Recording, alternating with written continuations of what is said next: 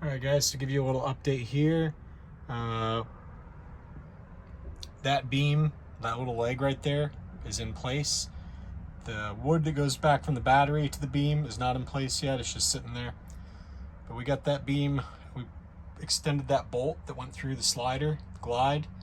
We put a longer bolt through there, forged grade 10, grade 8, whatever it is, bolt.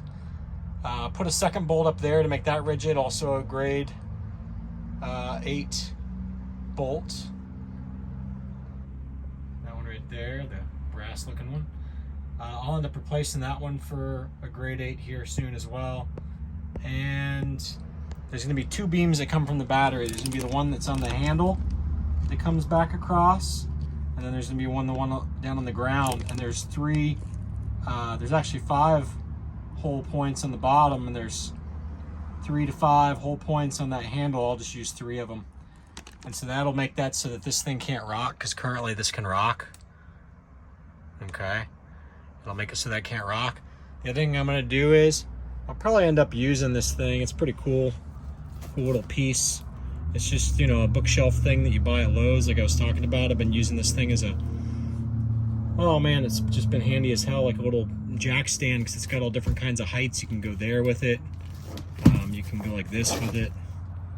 But really, like this holds things really well, believe it or not, when you do it long ways. And it's got 2 different heights. It's got that height, and it's got this height. So what I'm probably going to end up doing is notching this out and actually having it so that the slider glide actually rests inside of it like a trough, and then it'll butt up against the leg like that.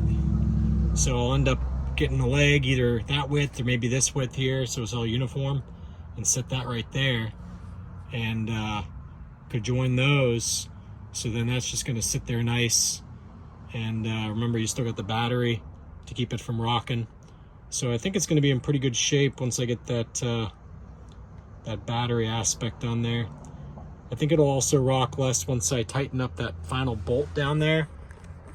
Something I had to do, I had to shim between these 2 pieces of metal on the left side with like a really thin scrap piece of wood that I found at the lumber yard, like a splinter, because this here is at an angle, and that was putting the L at an angle.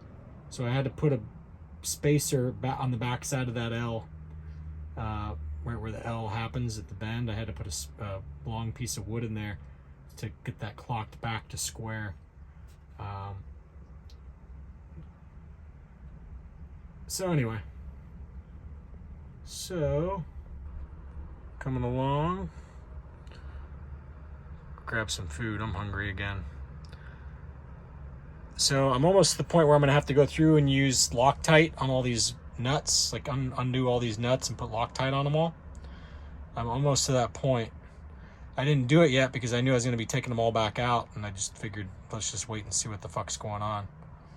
So anyway, that's all I got. See ya.